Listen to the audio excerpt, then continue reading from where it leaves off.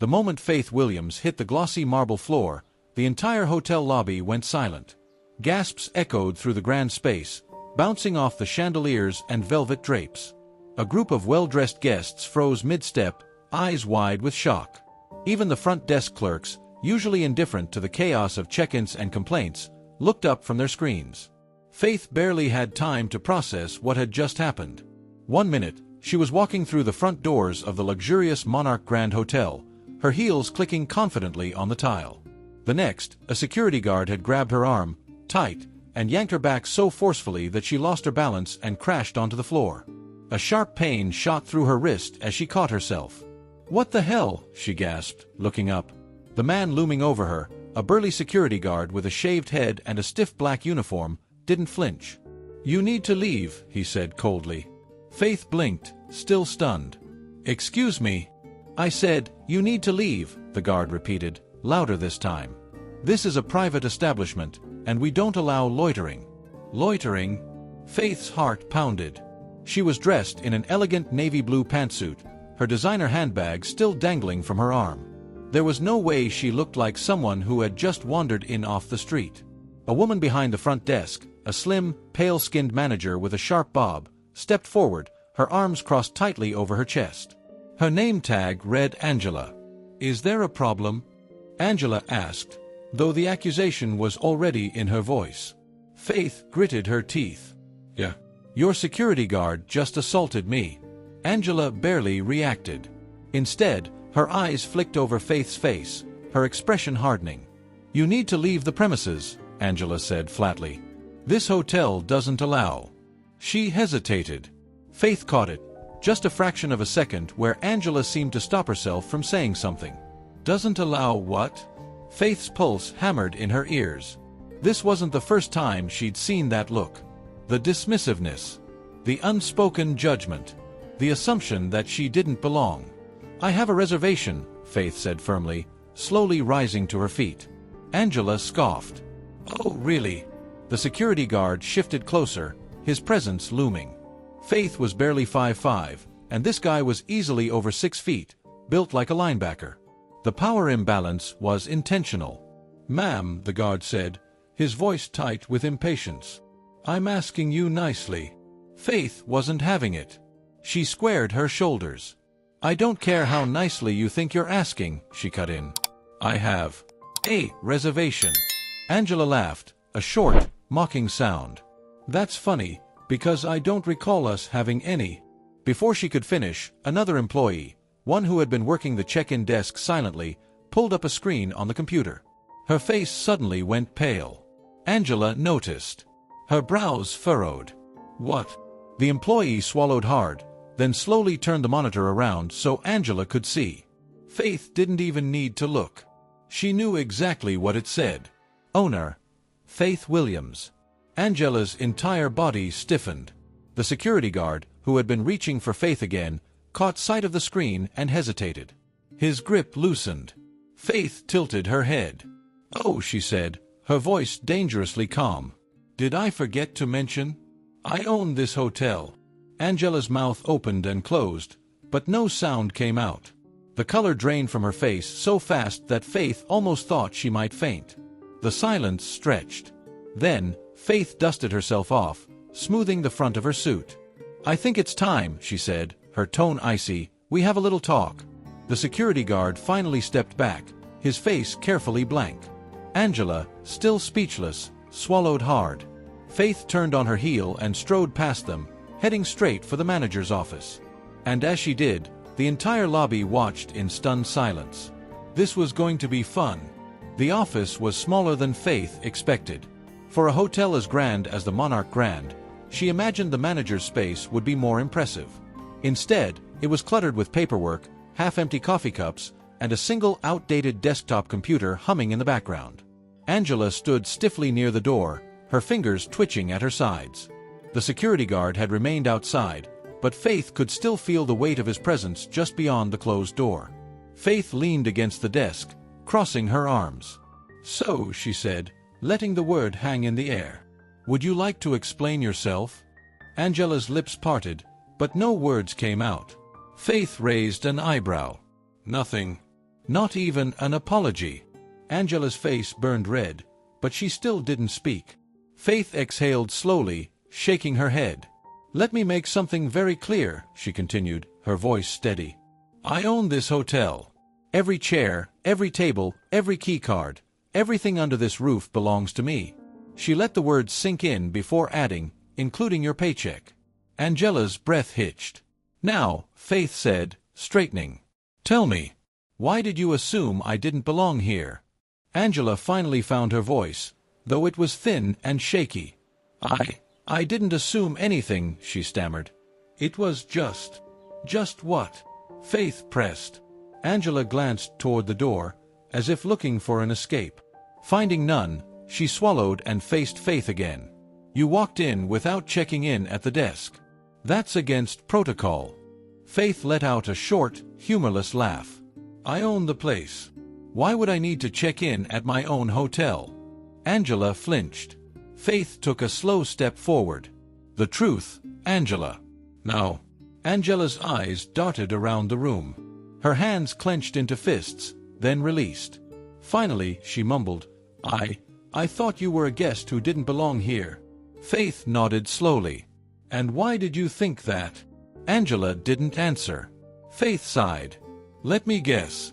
You saw a black woman walk through those doors, dressed professionally, looking confident. And instead of assuming I was a paying guest, or, heaven forbid, the owner, you assumed I was trespassing." Angela's mouth pressed into a thin line. Faith watched her for a moment, then let out a deep breath. "Do you know how many times I've dealt with this in my life?" she asked, her tone softer now but still firm. "How many times people have looked at me and decided, she doesn't belong?" Angela remained silent. "I built this hotel from the ground up," Faith continued, her voice steady. "I put my blood, sweat, and tears into making it what it is today. And yet, the second I step into my own building, you and your security guard treat me like a criminal." Angela's gaze dropped to the floor. Faith shook her head. "Do you even realize what you did?" Angela finally whispered, "I'm sorry." Faith let the apology hang in the air for a moment. Then, she leaned back against the desk again.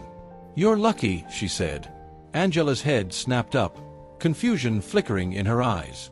Faith tilted her head. "Do you know what would have happened if this had been anyone else? If it had been a guest, one of our VIPs, maybe, and they witnessed you treating someone like that?" Angela's throat bobbed as she swallowed. Faith let out a small, dry chuckle. "Do you think they'd come back? Do you think they'd recommend us to their friends? You're not just embarrassing yourself, you're putting my hotel's reputation on the line." Angela's face twisted with something that looked like regret. Faith studied her for a long moment. Then, she straightened. "You're fired." Angela gasped. Faith didn't flinch. "You made a snap judgment based on bias. And in my hotel, there's no room for that." Angela's mouth opened as if to protest, but Faith held up a hand. "I'm not going to argue about it. Clean out your desk. Security will escort you out." Angela's face crumpled, but Faith didn't waver. As Faith turned toward the door, she paused. "And one more thing," she said, glancing over her shoulder. "I hope you really think about what happened here today. Because I guarantee, this won't be the last time you're held accountable for it." With that, she walked out, leaving Angela standing frozen in the middle of the room, her face pale and her eyes hollow. The moment Faith stepped back into the lobby, heads turned. The staff, the guests, everyone who had witnessed the incident earlier was now watching her. Faith smoothed her blazer, lifted her chin, and strode toward the front desk. "Get me the head of HR," she told the clerk. "We have more work to do." And as she did, she couldn't help but wonder, just how deep did this problem run in her hotel? She was about to find out. Faith sat at the head of the long conference table, her fingers tapping rhythmically against the polished wood. The atmosphere in the room was thick with tension.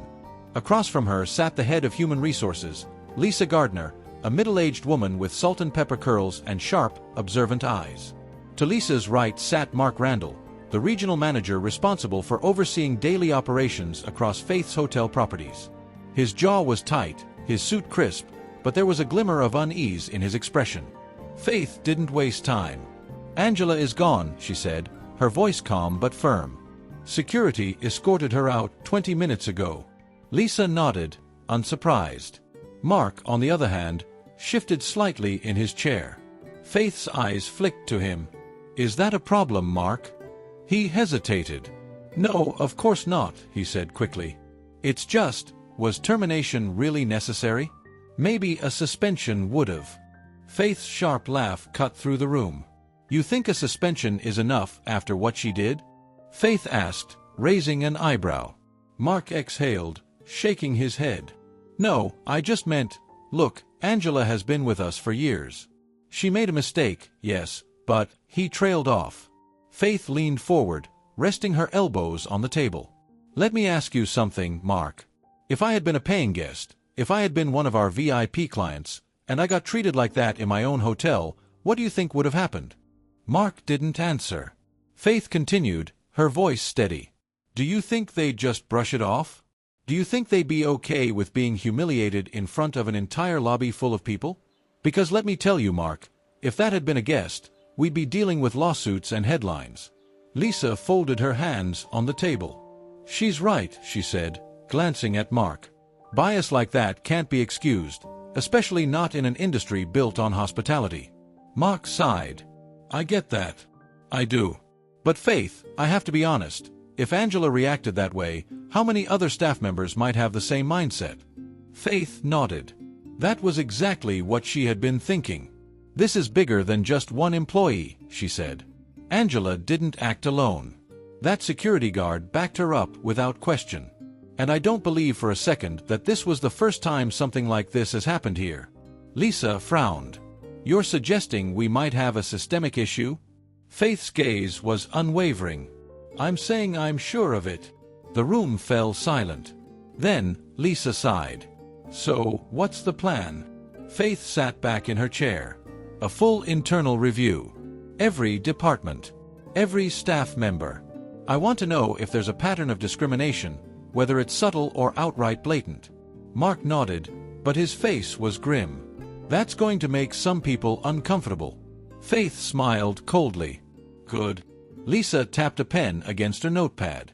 We could start with anonymous staff surveys, interviews with employees who've left, and even a review of past complaints. Faith nodded. Do it. Mark cleared his throat. And if we find something... Faith's jaw tightened. Then we fix it. She wasn't just going to clean house. She was going to burn out every trace of the problem from the roots. A knock on the door interrupted them. The assistant manager, a young man named Ethan, poked his head in. His face was pale. Ms. Williams, he said carefully. There's a situation in the lobby. Faith narrowed her eyes. What kind of situation? Ethan hesitated. The security guard from earlier, he's outside. He's refusing to leave. Faith and Lisa exchanged a glance. Mark muttered, this just keeps getting better. Faith stood, straightening her blazer. Let's go see what he wants. As she stepped out of the conference room and walked toward the main lobby, she could already feel the tension crackling in the air. And she had a sinking feeling that things were about to get even more complicated. Faith stepped into the lobby, her heels clicking against the polished marble floor. The scene before her was exactly what she expected. Security guard Paul Simmons, the same man who had yanked her arm and thrown her to the ground, standing just outside the revolving glass doors with his arms crossed. His face was set in a deep scowl, jaw clenched tight. A small crowd of guests and hotel staff had gathered nearby, whispering in hushed tones. Some were watching with mild curiosity, while others, particularly a few employees, seemed visibly nervous. Faith didn't hesitate. She walked straight up to him, her expression unreadable. Is there a reason you're still here? She asked coolly, stopping just a few feet away. Paul let out a harsh breath through his nose. Yeah, there is, he muttered. I want my job back. Faith tilted her head slightly. Excuse me. Paul's jaw tightened.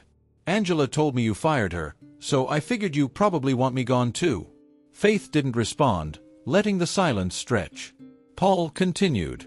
Look, I get it. You're the owner. You make the rules. But I was just doing my job. Faith raised an eyebrow. Your job. Paul nodded firmly. Yeah. Keeping this place safe. We get all kinds of people walking in and out of here, And I thought you were... He stopped himself, but it was already too late. Faith inhaled sharply. You thought I was what, Paul? Paul hesitated. I don't know. Someone who didn't belong. There it was. The same excuse Angela had tried to give her. Faith's gaze hardened. Tell me something, Paul. In the time you've worked here, how many well-dressed white women have you grabbed and thrown out of the lobby? Paul's face twitched. That's not. How many? She repeated, her voice low but firm. Paul's silence was answer enough. Faith let out a humorless laugh. I'll tell you how many, 0. Because if you had, I would have heard about it. Paul looked away. I didn't mean. Faith held up a hand, cutting him off. You did mean it, Paul. Whether you realized it or not. You saw a black woman walk in and assumed she didn't belong. And instead of handling the situation professionally, asking for my name, checking for a reservation, you went straight to force. Paul opened his mouth, then closed it. Faith took a step closer. Tell me, if I wasn't the owner, if I had just been a guest, what do you think would have happened next? You think I would have just quietly walked away? Paul swallowed hard.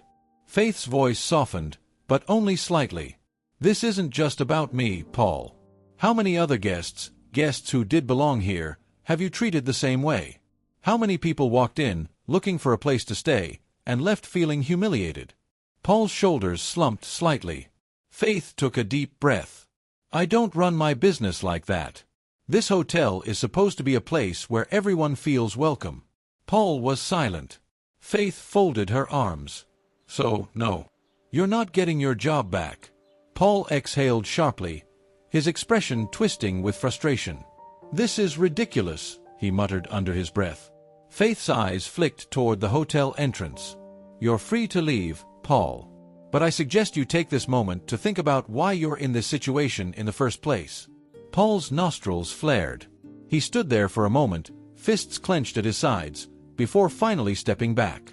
Without another word, he turned and stalked out the doors. Faith watched him go, her expression unreadable. The lobby was silent. Lisa stepped up beside her.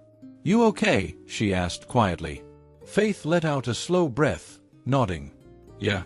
Mark, who had been watching the entire exchange, shook his head. That could have gotten ugly. Faith smirked. Trust me, I've handled worse. Lisa glanced around at the employees nearby, many of whom looked uneasy. Some of them had worked alongside Angela and Paul for years. Their sudden firing had shaken things up. We're going to need to rebuild trust with the staff, Lisa murmured. Faith nodded. I know. She turned toward the crowd of employees. Listen up, she said, her voice clear and firm. I know a lot of you are probably feeling nervous right now. But let me make one thing very clear. What happened today isn't about me being some tough boss on a power trip. It's about the kind of culture we allow in this hotel. The employees exchanged uncertain glances. Faith continued, I will not tolerate discrimination of any kind in my business. Every guest who walks through those doors, whether they're here for a night or a month, deserves to be treated with the same level of respect. She let her gaze sweep over the room. If that's a problem for anyone, you're free to leave. Silence. No one moved. Faith gave a small nod. Good. Because things are going to change around here. Starting today. She turned back toward Lisa and Mark. Let's get to work. As she walked away, she couldn't shake the feeling that this was only the beginning. She had torn off the bandage.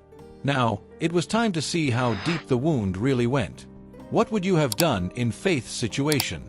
Have you ever witnessed something like this happen before? Tell us in the comments below. If you're enjoying this story, make sure to like this video, subscribe to the channel, and share it with your friends. Let's keep the conversation going. The next morning, Faith stood at her office window, staring down at the hotel's grand entrance. The golden doors gleamed in the morning sun, guests coming and going with their luggage in tow, completely unaware of the storm brewing inside the hotel's walls. The real work was just beginning. A knock at the door broke her thoughts. Come in, she called, turning as Lisa entered with a stack of files in her hands. You're going to want to see this, Lisa said, setting the folders down on the sleek glass desk. Faith took a seat, opening the first file. Inside was a complaint report, one that had been buried under administrative nonsense.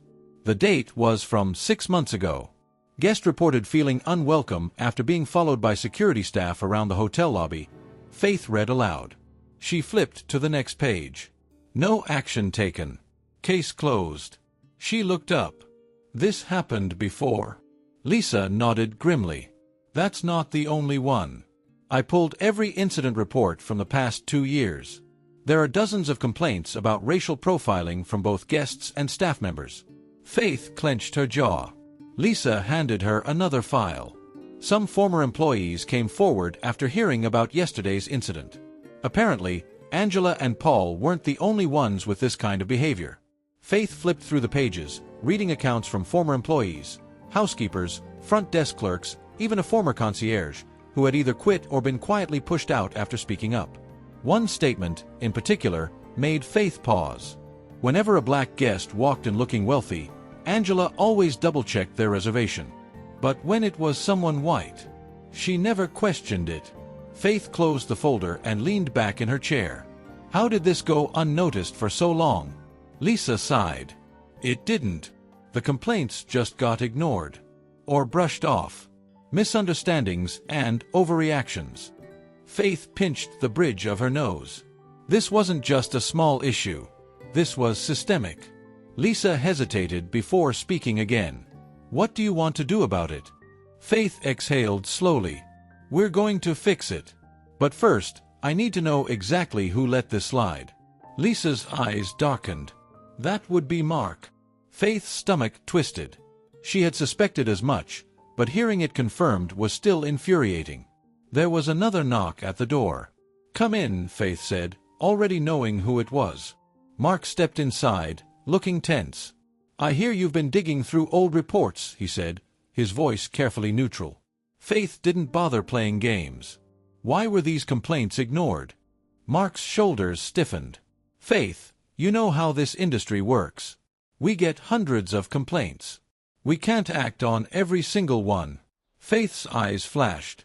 We can't act on racism? Mark sighed, running a hand through his hair. It's not that simple. Some of those complaints were vague. Some guests were just being overly sensitive. I had to make judgment calls. Faith's stomach churned. And let me guess, every time, the benefit of the doubt went to the staff, not the guests? Mark hesitated. Faith slammed the file down on the desk. These weren't one-off incidents, Mark. This was a pattern. And you let it continue. Mark's face hardened. I was trying to protect the hotel's reputation. Faith let out a sharp laugh. You think this protects our reputation? Do you know how fast word spreads? How many people left here feeling disrespected, humiliated?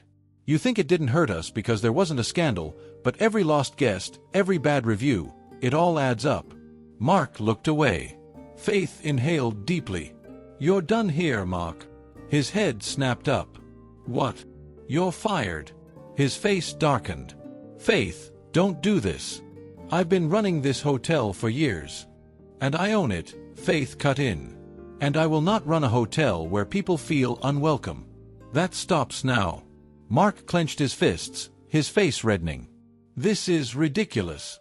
No, what's ridiculous is that this went unchecked for years, Faith shot back. Mark let out a bitter laugh, shaking his head. Fine, he muttered. You're making a mistake. Faith met his glare head-on. The only mistake was letting this go on for so long. Mark stormed out without another word. Lisa let out a low whistle. That was intense. Faith exhaled. It needed to be done. Lisa nodded. What's next? Faith stood up, her determination unwavering. A full diversity and sensitivity training program. A restructuring of management. A new, transparent reporting system where complaints are actually taken seriously. Lisa's lips twitched into a small smile. You're really tearing it all down, huh? Faith smiled back. Not tearing it down.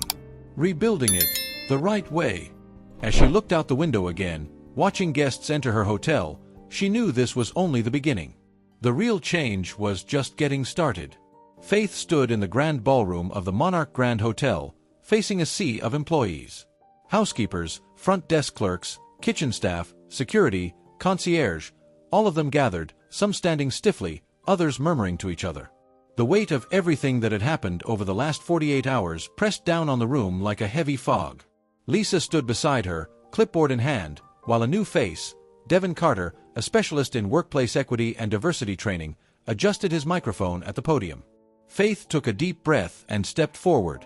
"Good morning," she began, her voice steady. "I know a lot of you are wondering why we're here. Some of you might be nervous. Some of you might be angry. And some of you," her gaze swept across the crowd, "some of you probably don't think anything needs to change. A few shifts, a few crossed arms." Faith didn't let it throw her. 2 days ago, I walked into this hotel, my hotel, expecting to conduct business as usual. Instead, I was thrown to the ground and humiliated in front of guests and staff. She let that sink in. Not because I was acting suspiciously. Not because I was being disruptive. But because I was black, and certain people assumed that meant I didn't belong here. The room was deathly silent. Now, if that can happen to me, the owner, imagine how many guests and employees have felt the same way. Faith paused, letting the weight of her words settle. Some of you have witnessed it. Some of you have been on the receiving end of it. And some of you, she leveled her gaze at a few staff members who suddenly wouldn't meet her eye, have been the ones responsible. A murmur ran through the room, but no one dared speak up. Faith nodded toward Devin, who stepped up to the microphone. "Let me be clear," Devin said, his voice smooth but firm. "This isn't about making anyone feel attacked. It's about making sure that every single person in this hotel, staff, guests, management, feels safe, respected, and welcome." Faith folded her arms as Devin continued. "I'll be leading a series of workshops and training sessions over the next month. These aren't optional. Every employee, from the cleaning staff to upper management, will go through them." More murmurs. Faith stepped forward again. "And let me be very clear. Anyone who refuses to take part in these trainings or who continues to engage in biased behavior will not be working here." That silenced the murmurs fast. One of the concierge staff hesitantly raised his hand. "Ms. Williams, does this mean we're all under review?" Faith nodded. "Yes. I will personally be overseeing the hiring, training, and promotion process moving forward. And Lisa," she gestured to the HR director, "is implementing a new, anonymous reporting system for workplace misconduct. No more ignored complaints. No more sweeping things under the rug." A woman from the housekeeping staff, an older Latina woman, lifted her chin. "And if we do report something?" Lisa stepped in. "Then action will be taken. No more fear of retaliation. No more looking the other way." Faith scanned the crowd. Some faces showed uncertainty, some discomfort, but others, particularly employees of color, looked hopeful. That was enough. "One last thing," Faith said, her tone unwavering. "This hotel isn't just a business to me. It's a symbol of excellence. A place where people from all backgrounds should feel comfortable. And I will do whatever it takes to make that a reality." She took a step back, letting the room absorb everything. "Training begins tomorrow." Dismissed. As the staff began dispersing, Lisa leaned in. "You think it'll work?" Faith's gaze followed the employees as they left. "It has to. Because failure wasn't an option. Not this time." Faith sat in her office, rubbing her temples as she read through yet another report. The first round of employee training had wrapped up earlier that afternoon, and Lisa had already sent her a summary of the feedback. Some employees had taken it seriously, engaging in the discussions and acknowledging the changes needed. Others, not so much. She flipped through the comments. "This feels like overkill. I don't think we have a real problem here. I don't understand why we need this." Faith let out a slow breath. She had expected pushback, but seeing it spelled out in black and white was infuriating. How could people still not see the problem? How could they witness what had happened in the lobby days ago and still pretend like this wasn't necessary? A knock at her door made her look up. Lisa stepped in, her face unreadable. "You're going to want to hear this," she said, closing the door behind her. Faith sat up. "What happened?" Lisa took a seat across from her, placing a thick file on the desk. "After today's training session, One of the junior employees came to me. She was scared to say anything at first, but once she started talking, she couldn't stop. Faith's stomach twisted. About what? Lisa exhaled. A group of senior staff, managers, mostly, have been mocking the training behind closed doors. Making jokes, calling it Faith's sensitivity circus. Faith's jaw tightened. Lisa flipped open the file. It gets worse. Some of them have been saying things like, "We'll just go through the motions, smile, nod, and wait for this whole thing to blow over." Faith's blood boiled. They still didn't get it. They weren't interested in change. They were interested in waiting her out. Lisa watched her carefully. "What do you want to do?" Faith stared at the open file, her fingers tightening around the pages. Then, she took a deep breath and looked up. "Call a meeting with every department head. Tonight." Lisa blinked. "Tonight." Faith's voice was calm, but there was steel in it. If they think they can just ride this out, they're about to get a reality check. Lisa nodded, standing. "I'll make the calls." As Lisa left, Faith turned back to the file, flipping through the pages one more time. This wasn't just about policy anymore. This was about integrity. About the kind of workplace she wanted to build. And if some people weren't willing to change, they wouldn't be working here much longer. By the time the clock struck 8 p.m., every department head was seated in the conference room. The atmosphere was tense. Some sat stiffly, arms crossed, while others exchanged uncertain glances. Faith stood at the front, hands resting on the table, her gaze sharp as she scanned the room. Lisa stood beside her, expression unreadable, while Devon, the diversity consultant, sat quietly at the end of the table, taking notes. "Let's not waste time," Faith began, her voice steady. "I know that some of you think this is all a joke. That this is just a phase I'll get over." A few people shifted in their seats. "Well, let me make something very clear. This is not a phase. This is not optional. And this is not something that's going to blow over." She let the words sink in before continuing. "I've received reports that some of you have been mocking the training, saying you'll just go through the motions until I move on to the next thing." Silence. A few guilty glances. Faith exhaled slowly. "Let me tell you something about leadership. It's about accountability. And I will hold every single one of you accountable." Her gaze landed on Mark's former assistant manager, Trevor, a man in his late 40s who had been one of the more vocal skeptics. He looked away, suddenly fascinated by the conference table. "If you don't believe in what we're doing, if you don't support the direction this hotel is going in, you are free to leave." A few employees straightened, startled by her bluntness. Lisa leaned forward. "We are not going to tolerate bias, discrimination, or an old boys club mentality anymore.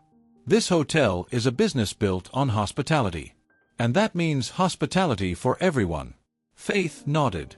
"Starting tomorrow, I am implementing a zero-tolerance policy. Any complaints that come through will be taken seriously. Any staff member who violates our new inclusivity standards will be dismissed immediately." More tension filled the room. Some of the managers looked as if they wanted to protest, but no one dared to speak first. Faith smiled, but there was no warmth in it. "If you have a problem with that, now's the time to say so." Silence. "Good," she said, straightening. "Then let's move forward." The next few weeks were a whirlwind. Some employees resigned, unwilling to adapt to the changes. Others stayed but had to undergo retraining. New hires were brought in, people who understood the vision Faith had for the hotel. By the end of the month, the atmosphere at the Monarch Grand had shifted. Guests noticed. Employees noticed. The tension that had once sat like a thick cloud in the lobby was gone, replaced with something else. Something better. Faith stood in the middle of the hotel one afternoon, watching as a black couple checked in without hesitation. The front desk clerk greeted them warmly, without second-guessing their presence, without unnecessary questions. Faith smiled. It wasn't perfect. Change never happened overnight. But it was happening. And that was enough. What do you think about how Faith handled the situation? Would you have done the same? Let us know in the comments below. If you loved this story, don't forget to like, subscribe, and share. Let's keep the conversation going.